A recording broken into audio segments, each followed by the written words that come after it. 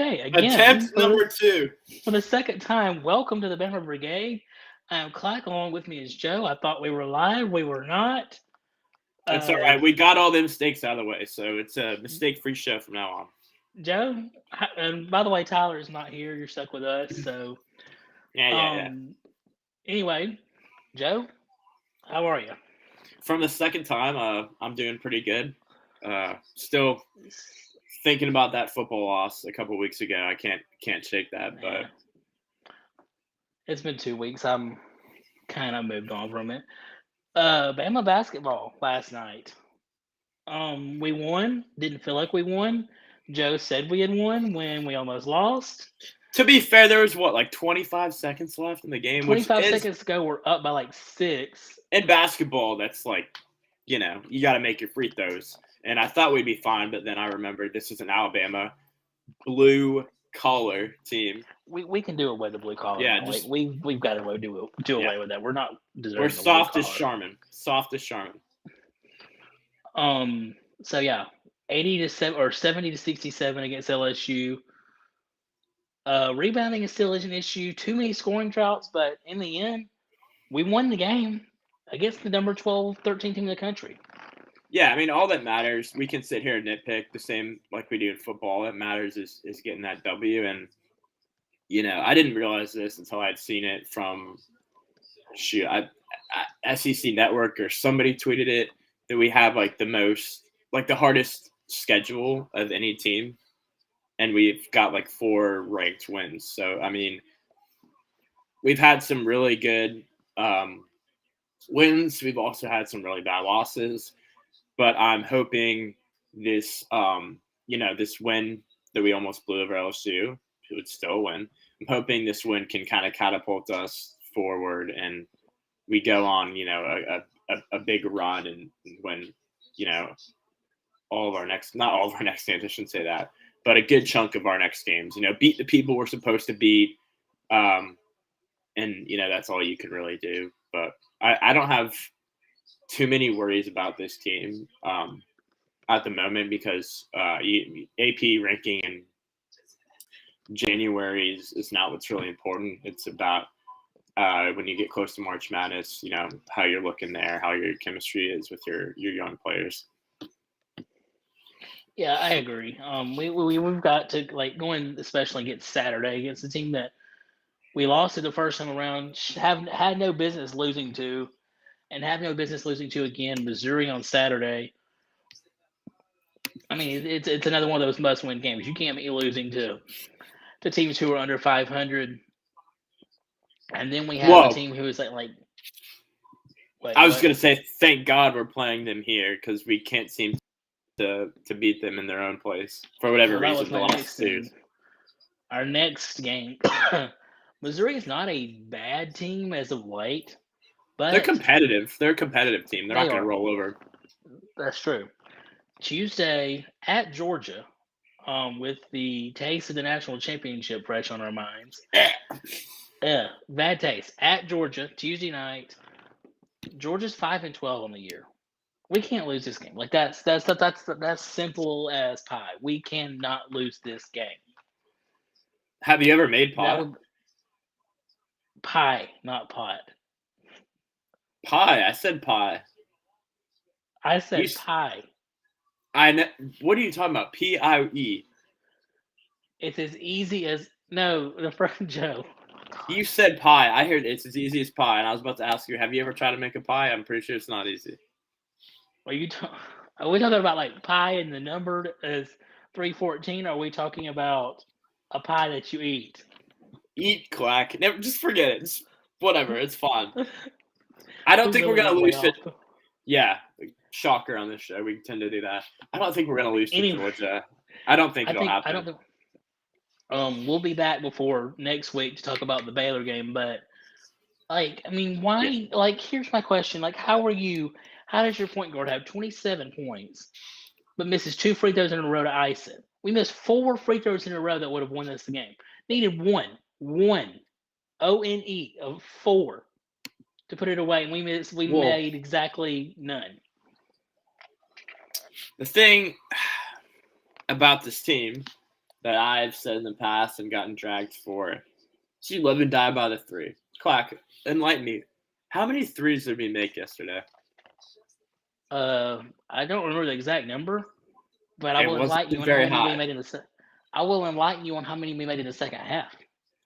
How many? 0 from 15. 0 from 15. Yeah.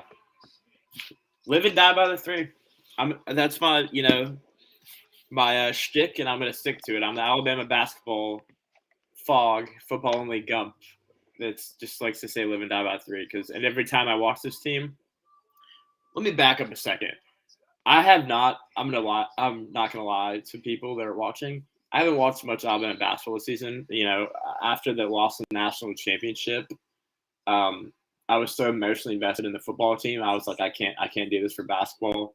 But I caught the second half of the LSU game, and it was just as nerve-wracking as I thought it would be.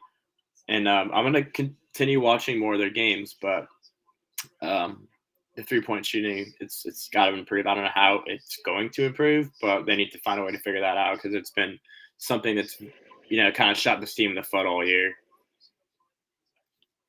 Yeah, I agree. We've got some tough opponents coming in. Hosting Baylor, at Auburn, and then hosting Kentucky. Spencer said if we don't, a little bit of a rough stretch. Spencer said if we don't hit at least 35% of our three-point shots, we lose to Missouri. I mean, that might be a little bit of an overreaction, but I do agree that we need to. I agree. We've got to hit some. I mean, Missouri's not a bad team. Missouri is not a three-point shooting team, but of course, when we played them in India or in Missouri, they were lights out. So I mean, it's just like everybody we get everybody's best game. So I kind of agree with Spencer. We can't turn the ball. We can't have umpteen gazillion turnovers and just outlandish mistakes like bouncing the ball off of her foot or missing every free throw we get. I mean, this team is very infuriating. Very infuriating. It is infuriating, but I have a scorching hot take, and I want to hear your thoughts on it. And I'm looking at the camera when I say this. So, Alabama has struggled all year, like we said. Lost to the teams they're not supposed to. Beaten Gonzaga, had some good wins.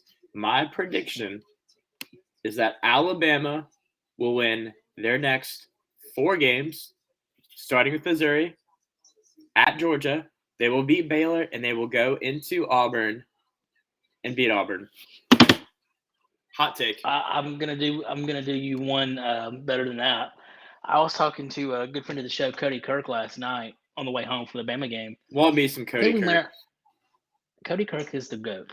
We win the next 5 games.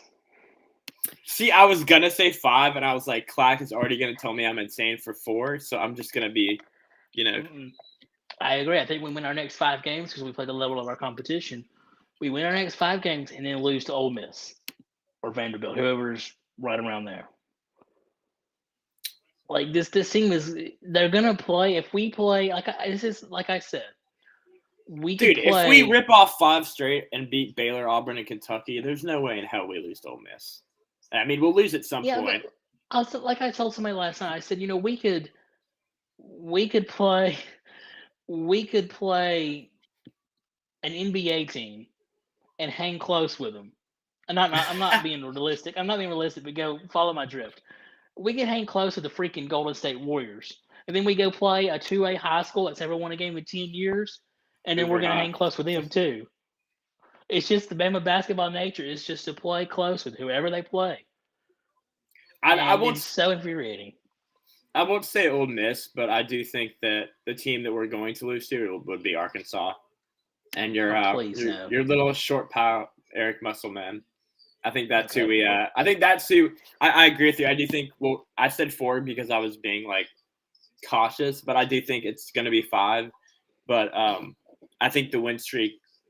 I think we'll beat Ole Miss, but I think Arkansas is a tough team, and I think that'll end up being the team we lose to. But I mean, that's still would rank us probably pretty damn high in the AP poll and give this team a lot of confidence going into the tail end of the year. I agree. So yeah, going on to moving on to a sport that's a little hard to talk about right now because of what happened 9 days ago. On the football, we've had some transfer portal news. Jaleel Billingsley to Texas. Uh, Real quick before you get into some of the other things, I don't know if you saw it, but Tide 100.9 did an article, and basically the whole article was about Jaleel Billingsley getting a misdemeanor failure to yield traffic ticket, and they wrote a whole article about that. And so I want to hear your thoughts on that. I mean, honestly, Jaleel Billingsley did us wrong. So you know what? I mean, his efforts. It's like But he didn't even care about that. As a journalist, a sports journalist, do you think it's right to do an article about a player getting a ticket, a traffic ticket, when we, as normal individuals, unless you're, this high and mighty person, we tend to get tickets all the time for doing stuff like that. Or not all the time, but, it happens. Shit happens.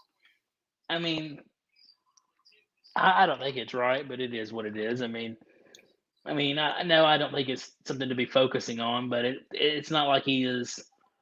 It's not like he cared about us at Alabama. I mean, he obviously didn't care about the national championship game. So at this point, I'm like, you know what? I don't even care. If they want to do it, let them do it. It's not like if he was a current player. If he was a current player, then yeah, I would have an issue with it. But he's not a current player on this roster.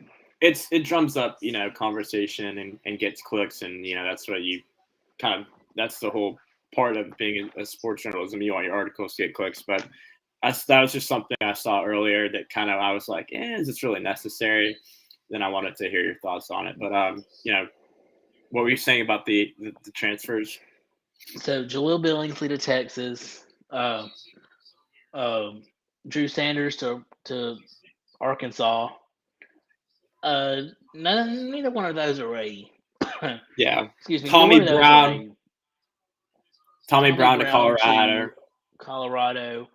Paul Tyson to Arizona State. Again, none of those losses do I look and be like, oh, we're screwed because we lost them. Which one of those do you think of all those is the biggest loss for us, though? I think it'd be Sanders because stepping in for Chris Allen kind of in the middle of the year, he was showing that he did pretty well. Unfortunately, he himself got injured, which paved the way for Dallas Turner, who's also a freshman, to have a phenomenal year. And so that's the kind of the trade-off for getting all these five-star athletes is when they don't get playing time, early on, and they think they're going to, they're promised they're going to. I don't know if that's the case here. They can easily go somewhere else, and especially with NIL too. If you're a former Alabama five-star and a highly rated player, and you're like, well, I can stay at Alabama and maybe struggle to get playing time, or I can go to Arkansas where I'm going to be the guy on the defense. They've done a decent job recruiting, so I mean they have some other good players there. You're not going to win as many games as Alabama, obviously. Knock on wood, assuming we don't fall off planet Earth this year. But you go there, you're going to be a star. You're going to build your draft stock as a player, and you're going to make a lot of money. And so Drew Sanders is definitely one that sticks out. I'm in the same boat as you as far as not really giving a crap about Billingsley. I was frustrated with him all year. I kept saying, oh, he's going to be the X factor this week, and didn't do anything. And then just on top of that, super frustrating in the national championship, watching him just whiff on blocks and look like he just doesn't want to be out there. Yes. And all the other ones were, kind of depth moves. I know Tommy Brown, Colorado, it's a depth move. We had some guys go to UAB.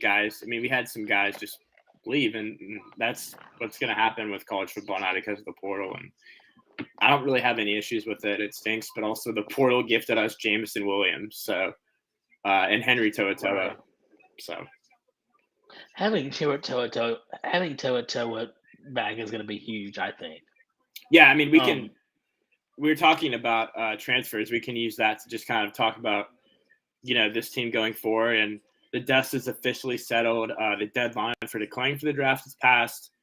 We had a lot of guys, specifically in the secondary, that decided they want to come back for another year. They had unfinished business, and then we had some players make some business decisions and go pro early. Oh, I'm sorry, Clack. Am I boring you? I don't know why I'm yawning. Time to drink. Well, this next year's defense is going to be great. Next year's defense has got, thankfully Josh Jobe is gone. I'm sorry, Josh Jobe was a nightmare to watch on defense. I will say that with Jobe, I thought he was a lot better last year, and we'll kind of get into that with the coaching a little bit here, which I think affected Josh Jobe's play this year, the secondary as a whole. But we'll get into that later. Honestly, like when you look at the defense, we've got, I know we said this last year, when we came onto the season last year with guys like Will Anderson and stuff. But honest that we were going to be great, but this year's defense is absolutely going to be stacked. I don't think it's unfathomable. I cannot say that word. Unfathomable. That word. We're going to be as good as Georgia was on defense, if not better. We've got, the only thing we have going for us is Pete Golding. Like, he's gotten better every year, but does this year he finally turns the corner and proves how great he is? And, is this going to be the year that we defense finally wins championships again? And, obviously we've got the best quarterback in the country. But at this point, it's like I feel like the defense is going to be good enough itself to lead us to a championship, not to mention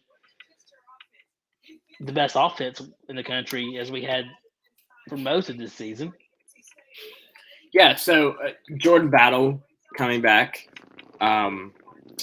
Who's the other guy that came? Obviously, Jalen Armour-Davis, Josh Jobe are gone. Neither one of those guys I'm too concerned with replacing. We still have Kool-Aid, McKinstry, and we got Eli Ricks. So I hear Malachi Moore can transfer. I had heard. That's that would I would be upset by that because I do think that Malachi Moore is still a great player. He had some tough games this year. Kind of fell onto that sophomore slump, which you don't really see as much in college. It's more of like an NFL thing, but he had some issues this year, but was phenomenal as a freshman. So I don't think that's somebody I would give up on as a fan. And I know the coaches aren't going to give up on him. Demarco Helms, that was the other one. Jordan Battle and Demarco Helms going back is huge because Jordan Battle, I think, was one of the most underrated players on our defense this year. Really just a big physical safety, smart player. And then Demarco Helms also. So you're adding those two guys who have a lot of experience on the field. You're adding them, and a guy like Eli Ricks, who also has a lot of experience playing as a freshman and early on at LSU. You're adding that to a group of, guys like McKinstry and some of these other guys, Kyrie Jackson, that don't have as much experience overall, but got some experience towards the end of the year and the college football national championship specifically. Mm-hmm. So I think the way that secondary gels together, I think that secondary is going to be, no fly zone or whatever nickname. They're going to earn a nickname. The wide receivers, we had the right outs. I think the strength of our team next year is going to be the defense. I'm worried about the offense. The defense I'm not worried about. I'm not Christian Harris, as long as we have Bryce Young. Yeah, Christian Harris left it kind of to the last day before he decided to declare, and that one really hurts because I loved him at inside linebacker. But number 3 we overall, also have the best defensive player in college football coming back. Yeah. No, I'm just splitting hairs at this point. So let's Christian talk about. Harris, I was just gonna finish up by saying that he's a number 3 inside linebacker on Melbourne, so it makes sense for him to leave, and then getting Henry To'oTo'o to come back makes me sleep better at night knowing we at least have him and Harrison just leave. And DJ Dell coming back is going to be good. DJ Dell has been riddled with injuries, but having DJ Dell back on the defensive line is going to be key. But Joe, I want to bring up something that I had just put in the doc for us to bring up. Alabama is hiring Travaris Robinson from Miami, new cornerbacks coach, to replace Jay Valai. I really like this hire. Miami, one of their strong suits, if they had a few, was their corners. This is going to be a great addition, and I think a good help for Pete Golding on the defense. Yeah, and I said I'd bring it up when we talked about the coaching additions. I think Jay Valai being our cornerback coach this year really stunted a lot of our young DB's growth, and then also kind of messed with guys like Josh Jobe, who had been here for a while. And so I hate to use the word happy to see him leave, but I was not upset to see him leave. I think he was a big boo-boo on our defense this year. And, usually you're thinking, oh, it's a player, but it's a coach for us, unfortunately. And that's why Malachi Moore dropped off. That's why Jobe dropped off. I think Malachi was also injured, but yeah, you also have to, you bring up a great point when you say that's why they dropped off, because if you look at guys like, Henry To'oTo'o was not what we thought he would be, but yet he was a great player. And it's crucial with these young players to have good coaching and continue to get better. It is, but I think a lot of it, we're so quick to blame Pete, but what was our biggest troublemakers were our secondaries. What's our secondary to a point? Having bringing in a new coach, new face for these guys, I think that's going to be great. And I think he does have some SEC experience. Obviously, he was at Auburn and South Carolina, two pretty good teams in terms of corners. So would be going to be interesting to see what he's able to do going forward. Unfortunately, and I guess unfortunately, Doug Marrone and Bill O'Brien are still on staff. What are your thoughts on that? Before I get to that, I was just going to kind of build off of what you said. This hire of Travaris Robinson it's huge. I think the players are going to love him as a coach. Like you said, he's got SEC experience at Florida, at Auburn, at South Carolina. He's had guys like Vernon Hargreaves at Florida, Jalen Tees Tabor, Jalen Armour Davis on the line. Guys get drafted pretty high, so this is a guy who's been in the SEC, and this is, more importantly, a guy from Miami. You know how well Alabama recruits the state of Florida. This is a guy who's from Miami, previously served at Miami as a cornerback coach. So he's going to help us not only from a coaching standpoint on the field, but also off the field for recruiting. And then to answer your question about Bill O'Brien and Doug Marrone staying, I don't think anybody really expected Doug Marrone to leave. We all thought Bill O'Brien would leave. That was expectation and I guess the hope. But it's looking like he's going to stay. Obviously, there's, still some NFL vacancies that need to be filled. Not too many of them have been filled at all. I don't think if any. So that's still a possibility. The rumor now is that he's not going to get the Jaguars job, which, there's still a bunch of jobs. But I think something that we're not used to seeing, aside from Pete Golding come back, is chemistry with the coordinator and the quarterback. And that Bill O'Brien comes back and him and Bryce Young are still there. I think that helps them a lot, building on the success that they had in the offseason. We were quick to crap on Bill O'Brien's play calling, but I think he did a good job developing Bryce Young, and I think that they'll fine-tune some things. And I wouldn't be really all that upset if Bill O'Brien came back. And then Doug Marrone, his first season with us, did okay. A lot of issues we had with experience too. And I think those get resolved in the offseason because those young guys got to play more. And the only offensive guy we're losing, I guess, would be Chris Owens and also Evan Neal, which, Neal's a huge loss. He'll be a top 5 pick. But a good majority of our offensive line is going to be the same group that we've had. And we're kind of not really used to having a steady offensive line either. Usually we have a lot of turnover with that coaching and offensive line. So I think we'll be better off, to be honest, with O'Brien staying here and building on that he has with players.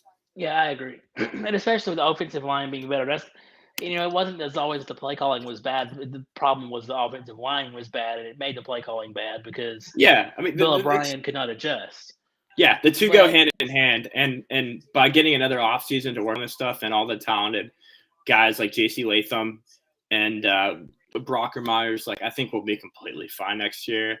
right. And I think people wanting Joe Brady and all these names are thrown out there. I would rather just kind of stay with Bill O'Brien if I'm being honest, which is I guess a hot take in its own right. Joe, before we move to our next subject, you had a question. It was on the Google Doc. If you don't have it pulled up, I'll read it because you haven't asked it yet. Do you have that in front of you? Yeah, that was my question I was going to ask on Rolling with the Tide, but to Brad Edwards, but it got cut short. So I'll ask it to you. Are you concerned about the lack of experience Alabama has from the 2022 wideouts? Obviously, we knew Jameson Williams would leave, but a lot of people, myself included, thought we had a realistic shot of John Mechie return. 5 stars mean nothing if you can't make the most of your opportunities, and we saw a lot of drops and issues with these guys in the national championship spotlight. That's a Joe Will quote question. Yeah, I think that I think we're gonna have a lot to learn about our new receivers. I mean, it's gonna be just like last year, a completely new receiving core. We'll have Ja'Cory Brooks back. Christian Leary's gonna be back. I don't know why Slade Bolden went pro. I don't get that. Slade would have been. That's something we haven't talked about and seemed to slip my mind, but kind of needs to be briefly addressed, I think. Like what? I'm sorry. Like nothing but respect to Slade. He's a baller and all. But what? Like what the heck does he think he's gaining I'll going make to it the simple. draft? I think for Slade Bolden, he's been in Tuscaloosa for a good bit. He knows that he has these 5-star guys that are a lot more talented under his or over his shoulder, looking at him, just licking their chops, waiting to play. And he knows that this year is the best year he's going to have. He was the most involved with our offense this year because of that lack of experience. So I think he looks at his numbers this year and the involvement that he had in his offense and says, I'm not going to be nearly as involved next year with all these guys behind me. And so I'm going to take my numbers and my success and I'm going to, try and go to the draft. And he's a smart guy. He might get drafted later on. I wouldn't expect it to be early, but I think he put together some good film this year, specifically in the red zone. He was a pretty big red zone target for them. And so at first I was like, why is he going pro? But the more I thought about it, the more it made sense because, we keep harping on all these talented 4- and 5-star guys behind him. So that's why. Yeah, I agree. And I agree with what Spencer just said here as well. I think that, through the off season and stuff, they're going to have plenty of time to get that down. Ja'Cory Brooks, I think, will be receiver WR number 1 unless we get a late transfer portal. Jai Hall, I like what you said about Jai Hall. About Jai Hall, I think Jai Hall is going to be great. I think he's going to learn from his mistakes. I think he's going to come back. I think he's going to have a great year. I think overall our receiver room is going to be better than it was next year. But something we haven't talked about, and let's talk about really quickly, our running back room is going to be stacked. Oh, yeah. Running back and quarterback, I'm not worried about. It's the receivers because it doesn't matter how many 5-stars, you have. A lot of it is experience. And, like Spencer said, the new receivers, their timing between Bryce Young. That's something they have a whole offseason to work on. This year it was rushed a little bit because they didn't expect that John Mechie and Jameson Williams would go down, 2 receivers who had 1,000 yards of pop and double-digit touchdowns, essentially. I mean, Mechie had 8, but I'll call that double digits for me, rounding up. But they didn't expect to have to step up in this much, and I think they got caught kind of with their pants down, and they had some rough moments in the national championship, and I'm hoping they bounce back and can show everybody why they're these 5-star receivers that are highly touted and highly coveted. Yeah, it's going to be interesting to see, what happens with, the 5-star Jahmyr Gibbs, Trey Sanders. What a 1-2 punch. And then we got Kamar Wheaton. Christian Leary. Yeah. I mean, it's gonna be fun to watch. There's gonna be a lot of fun to watch, honestly. And I'm looking for I'm ready for. I'm glad to have a break from football, but I'm also looking forward to football. Before we get it, we're gonna talk about a sport we have not talked about before on the show. But before we do that, really quickly, let's hear from Jacqueline and Super Draft Pro. Hey, it's Jacqueline from the CTS Sports Room, coming to you from my car. Because it's Christmas time, and my house is full of people, and I told them I was going grocery shopping, but really, I just needed a break. So I downloaded this new app that we just partnered with. It's Super Draft Pro. It is the future of fantasy sports. And you can play for cash, prizes, and experiences that money can't buy. Like the peace and quiet I'm getting right now. You can play for free, or you can get their non-gambling subscription. Either way, you can still win cash and prizes. If you want more information, my friend Kyle Murray is going to tell you about it. It's not easy being the fastest quarterback you've never seen. I'll be right back. There's no quicker way to get into DFS. Play Super Draft today and see for yourself.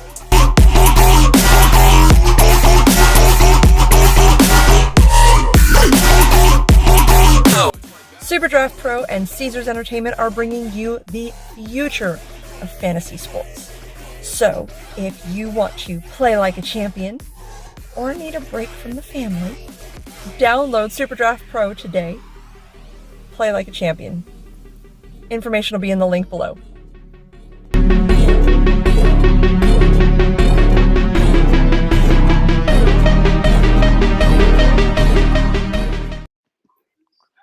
Joe, I was noticing during the break there, you got a bald spot. You got a big bald spot.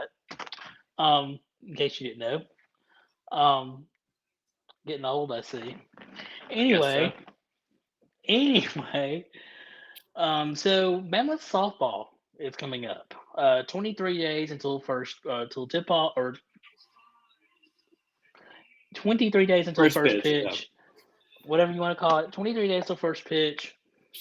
Joe, Bama softball, what you think? I'm excited. I put it in our little group chat. I was kind of poking fun, seeing how you guys would react. But I said that I'm more excited about softball than I am about basketball. But there's a bit of truth to be derived from that. I mean, this is a team that was amazing last year. Didn't really complete our expectations. You know, we all thought we'd win it all, but, you know, you can't win every game.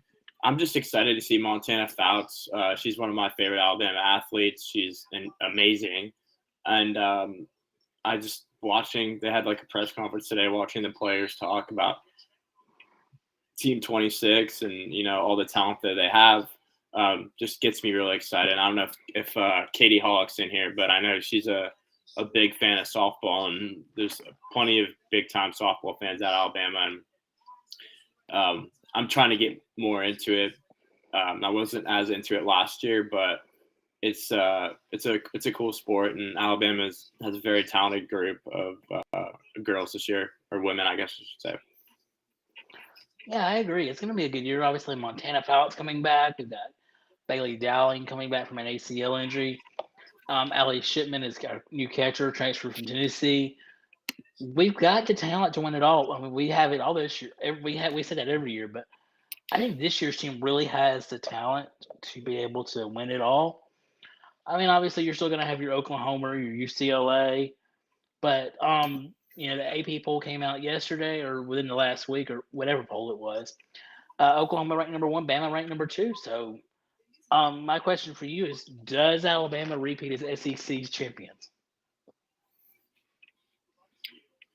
You know, I don't know much about softball, like I stated. So I know Florida's usually a good team. The SEC is usually one of the better conferences when it comes to women's softball. But I think a team that has this much talent on it, like Alabama does, you'd be crazy as a team that also was champs last year. You'd be crazy to not pick them to win it this year. To answer your question, Spencer, I think it's gonna be Dallas Goodnight. She's going to be our out in the outfield. She's gonna bring a lot of speed and a lot of bat to this team. I don't know if she starts early, but look for her to be in the lineup by the middle to the end of the season. She's going to be crucial to our success, I think, this year. I was just going to say, we talked about Montana Fouts, but we didn't talk about the fact that Lexi Kilfoyle, that 1-2 punch of Fouts and Kilfoyle that we saw last year, that's still going to be there. We're not losing.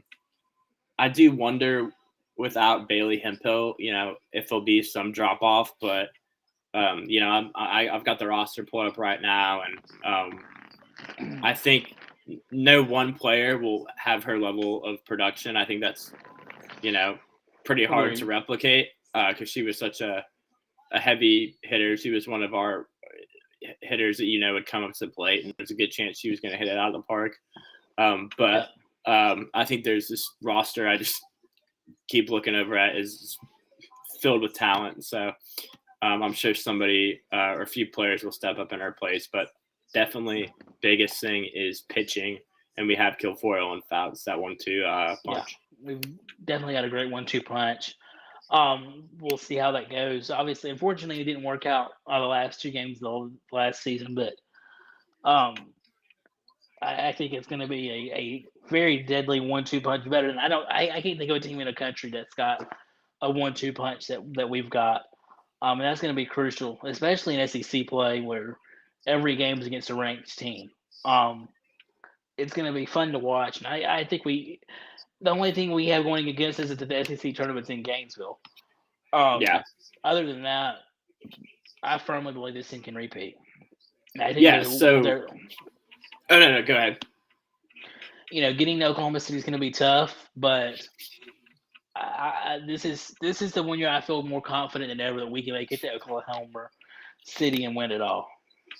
Yeah, no, I agree with you. And as Alabama fans, obviously we're super biased, but this team, I've probably said it 15 times, has so much talent on it. Mm-hmm. I do have a question for you because you're kind of the Alabama basketball and Alabama softball resident expert. Who, I guess, would be, as a freshman or a sophomore, who do you think has the biggest chance of stepping up and for this team? I know I'm looking at, you brought up Dallas Goodnight, and that's an incredible name. I just want to say, never seen her play, don't know much about her, but the fact that her name is Dallas Goodnight is an amazing name. There's so many puns you could do for softball. The answer here, we're still on softball, right? Yeah, I've been all over the place, but I just want to know as any freshmen or sophomores that stand out. Well, we said that there's not going to be someone to replace Bailey Hemphill. We may be wrong. Bailey Dowling was second in the team in home runs. I believe she was leading the team in home runs last year when she went down with an ACL injury.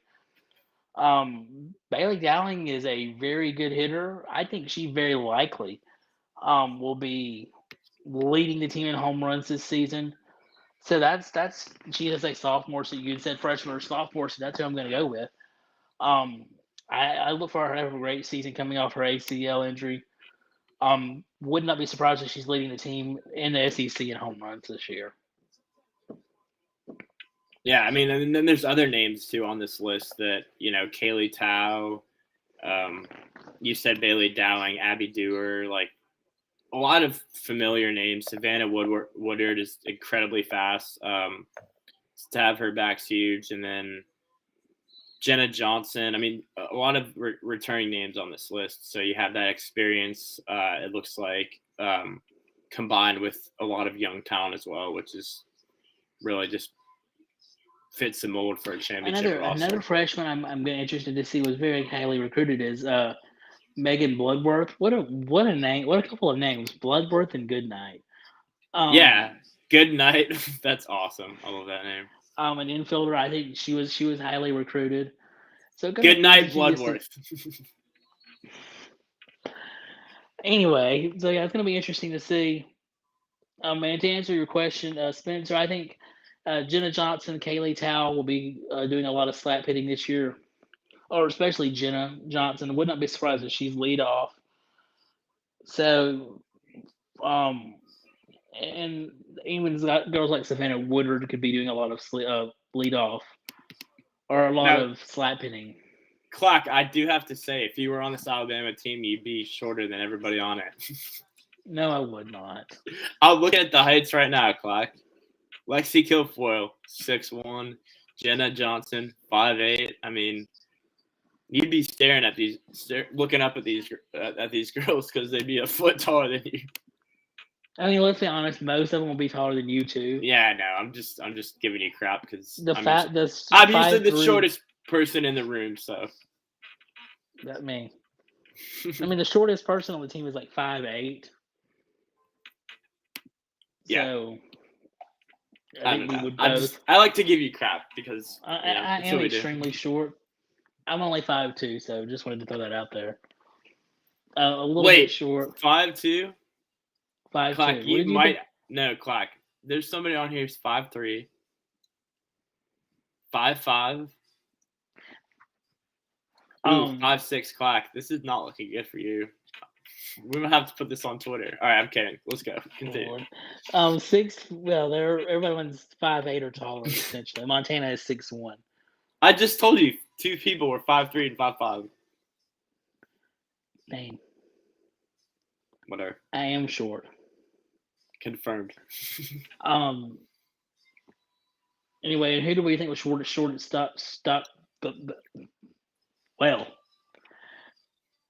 do we think was short at stops? I'm trying to read Spencer's question, and I cannot read it.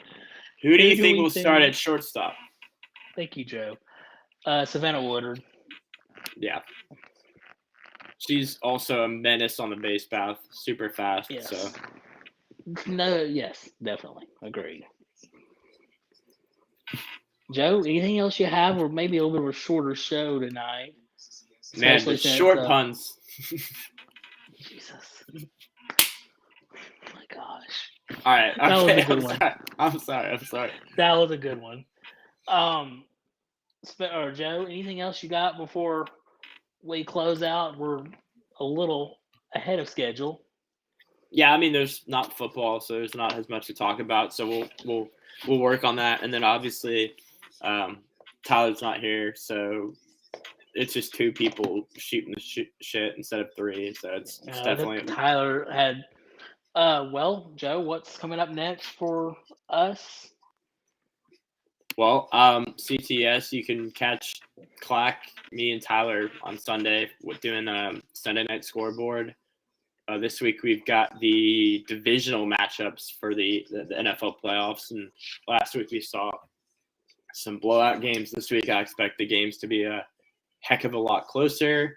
Obviously, like the ad we played halfway through, you can go check out Super Draft Pro. They've got some amazing stuff on there, and then we'll be back next week with our usual shows. You have the main event with One More Sanchez. Love that guy.